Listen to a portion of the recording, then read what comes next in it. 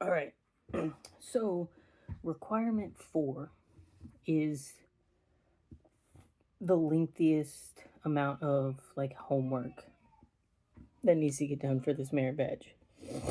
Um, you do the following. So, Google is your best friend. You can find this stuff in coin collecting books, but generally speaking, you know, if I, especially if I want to know a question about a coin, I, for instance, how many 1996 pennies were minted in Denver? 1996 Denver penny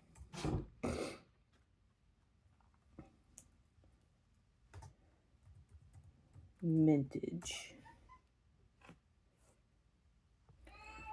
So, a quick search says the Denver Mint produced approximately 4.5 billion pennies that year. So, that's where I start to find information. There are one, two, three, four, five. There are 6 steps to this requirement. It does not tell you how you have to acquire these coins. You can make it more challenging by just getting it through your change. You can, go to a coin shop and say, I need XYZ.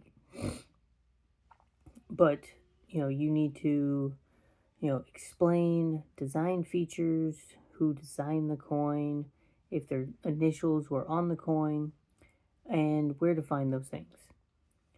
So, collect 1 penny from 1959 to 2008. That is a modern, fairly modern penny. A penny from 2010 to the present. Again, a fairly modern coin. Uh, you know, this is a 1967, so it falls into the category. It's a wheat penny. It doesn't fall into the category. But just kind of going through pocket change. This one looks nice and shiny. Oh, look, it's got the shield on the back. And it's a 2014. Uh, so you need to figure out who designed the Lincoln Memorial on the back of the 1959 to 2008 penny. You need to figure out who did the shield design for the 2010 to the present penny, which I would also say the present stops. That's one thing that hasn't quite been updated is we're not making pennies anymore. And then you need to explain how and why the 1 cent coin issued in 2009 were different from either of those 2 year groups. So I do believe I've got the 2009 penny. It's got a slightly lower mintage than other coins, and that's because it was a special year. There are 4 different Lincoln back designs. Oh, that's a nice wheat penny. And each of them, go over an aspect of his life. It's got him sitting on a log. It's got him getting into politics. So you don't have to find one of those, but explain the history. Again, I know the Mint released something on this. And I can't remember everything off the top of my head. 2009 Lincoln Bicentennial Penny. They made 3 different designs: a regular strike, a proof strike, and special strike coins. It's got him joining Congress. What is special about 2009 pennies? The 2009 Lincoln penny, also known as the 2009 Bicentennial penny, are special due to a series of changes made to the 2009 penny to commemorate the bicentennial of Abraham Lincoln's birth, as well as the 100th anniversary of the Lincoln cent. So 1909, we do the Lincoln cent. Before that, it's commonly known as the Indian head penny, because on the penny we had a Indian. Birth and early childhood in Connecticut. So that's the first design. Formative years. This is Lincoln in Indiana. Professional life in Illinois. And presidency in Washington, D.C. So they made 4 different kinds of these, and they were of a, somewhat lower mintage. Denver made 1.1 billion. Philadelphia made 1.2 billion. San Francisco made slightly less than 3 million proof coins, and there was 784,614 special strike coins. Now, I threw around billion there, and we're looking at an average number of about 2.3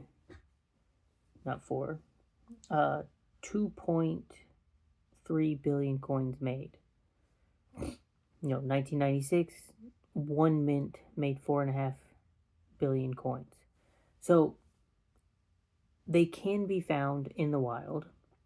There are varying levels of nicety within the coin. If your coin is a MS-68 or better, it's a $2,000 to $6,000 coin.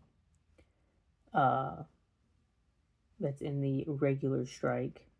Whereas the proof coin, that same mintage is about $15. In the special strike, you have to get to almost perfect for it to be $100 coin. So, there's your history on that one.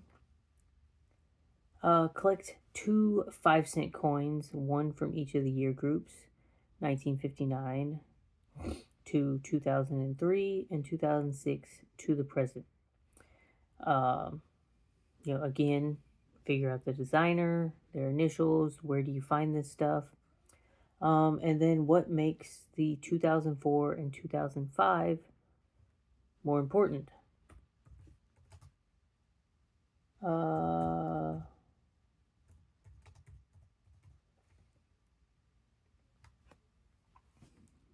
Pulling these back up. These are the Lewis and Clark nickels. So, we put stuff on our coins, mostly about U.S. history. Even in, average condition, it's a 10 to 20 cent coin.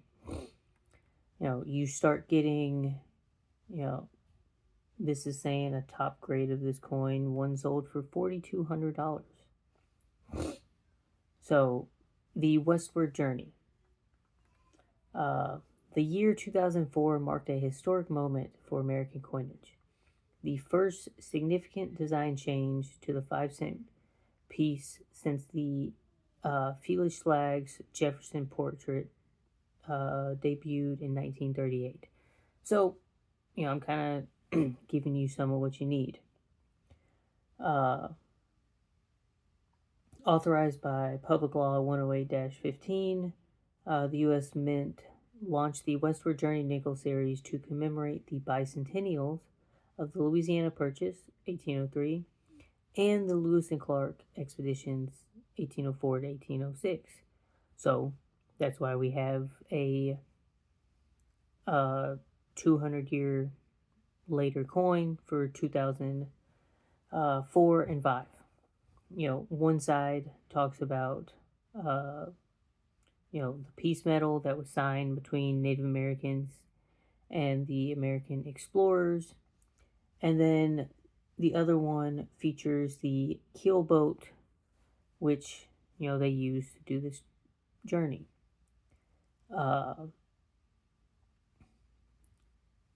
This is from coinvalues.com. They've got several paragraphs on here.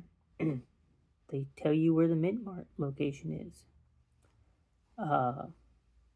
They tell you about the two releases. They explain what went into, designing these coins.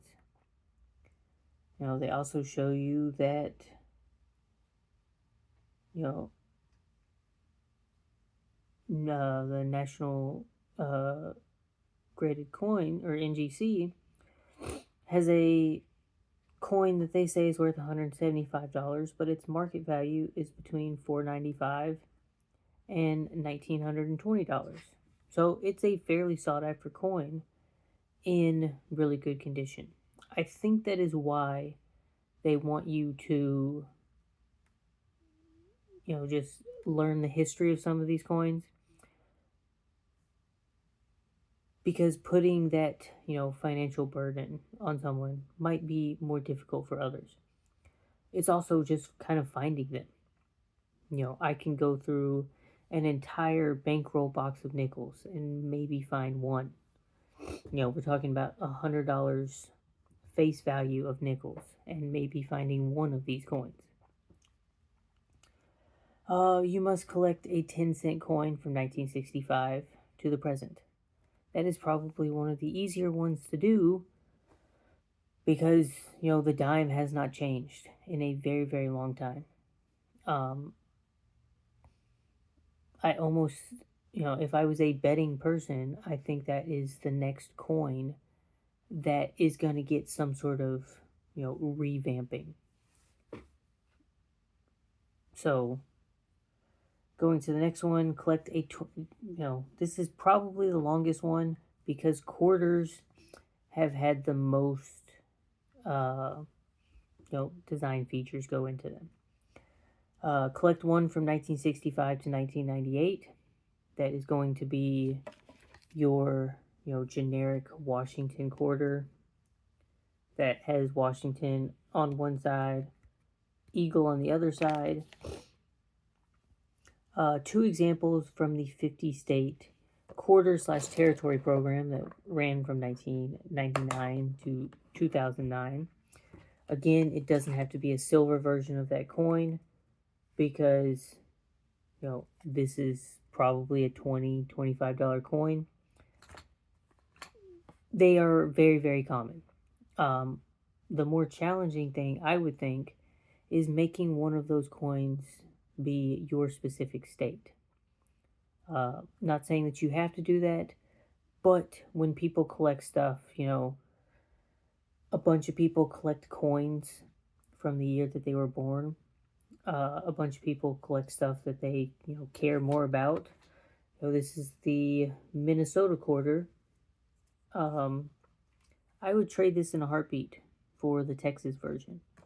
I don't believe I have the Texas version in a silver proof. So, I'm a little sad there.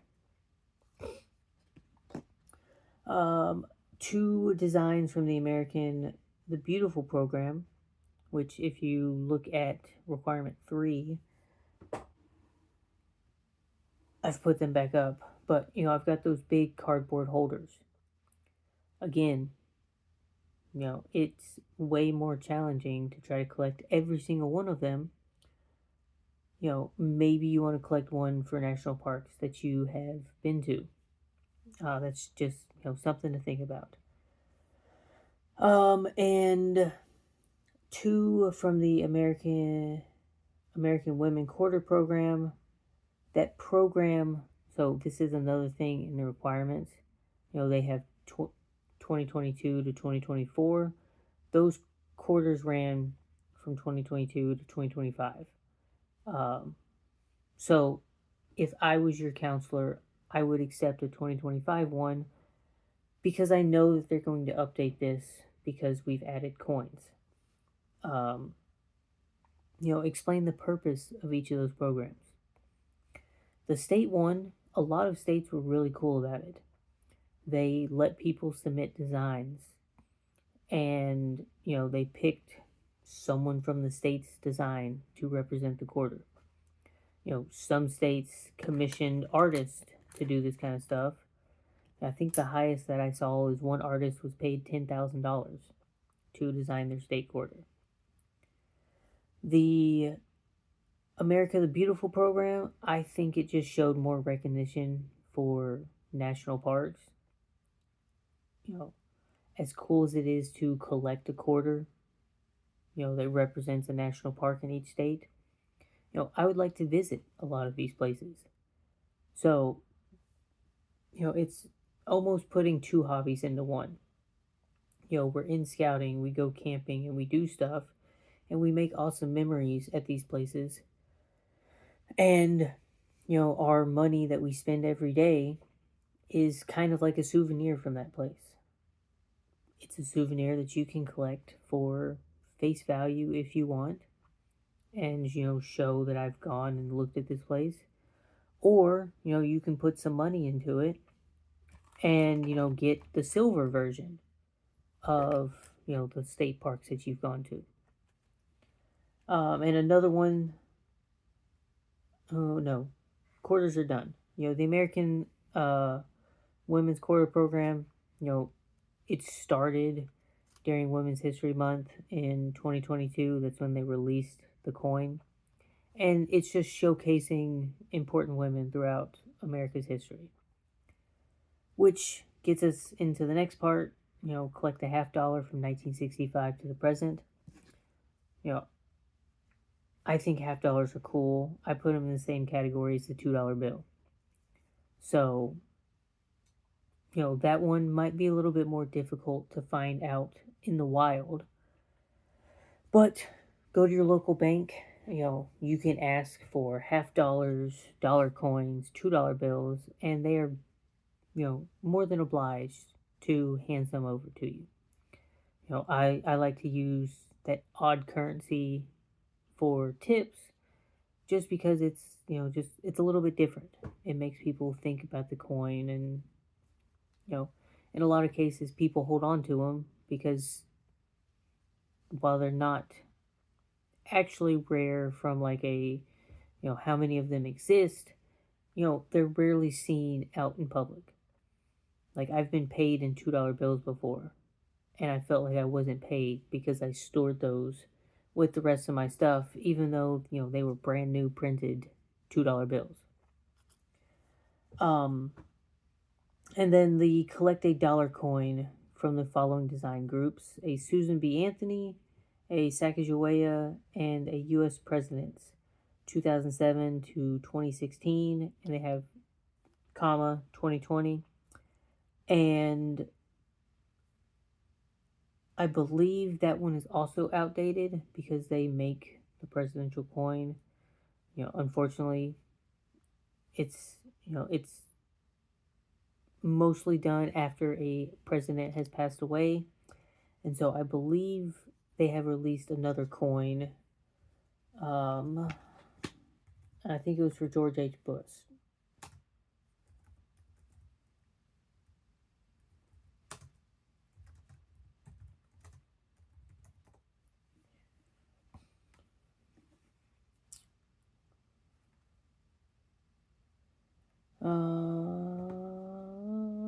I know I read this somewhere because I needed to talk to you about it.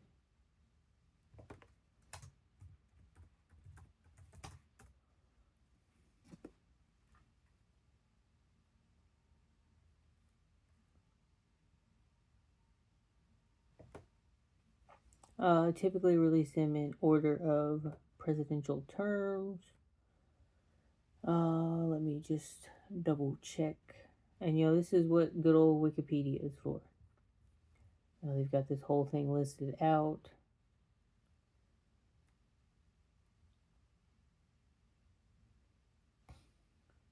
So yes, they recently added George H.W. Bush. They had to put a time gap in them because they caught up with all the presidents. And, that's actually fairly interesting that, they started out making a ton of these. 340 million for George Washington, and 224 million for John Adams. And then you get, down to Grover Cleveland, and he got less than 10 million. And then you get down to George H.W. Bush, he got 2.7 million. Ronald Reagan got 13, Gerald Ford got 10, Nixon got 10. How many did Dwight Eisenhower got 8.5 million. So even amongst these coins, there's some collectability here. James Garfield got 74 million.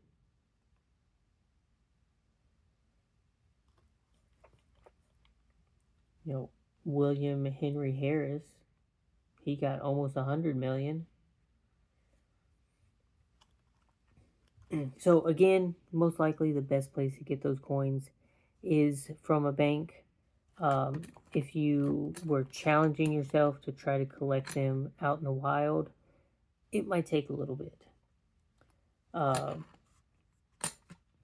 Something else that I would say, because an adult leader in my troop talked about this, is, a scout is thrifty.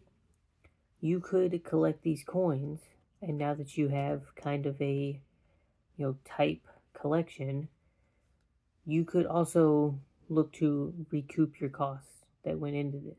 You started a small collection where your time and effort putting it together, best worst case scenario is if the whole thing cost you $10 and you made $10, that's best worst case scenario. But best case scenario is, any dollar amount higher than what you spend on this. A scout is thrifty. And I'll leave that one at that. So, we've covered 1, 2, 3. This is requirement 4. The next thing that we have to do is 5 and 6. And I've already uploaded something for 7. I actually already made 5 and 6, but accidentally deleted the videos. So, stay tuned for those next 2 bits, and bye-bye.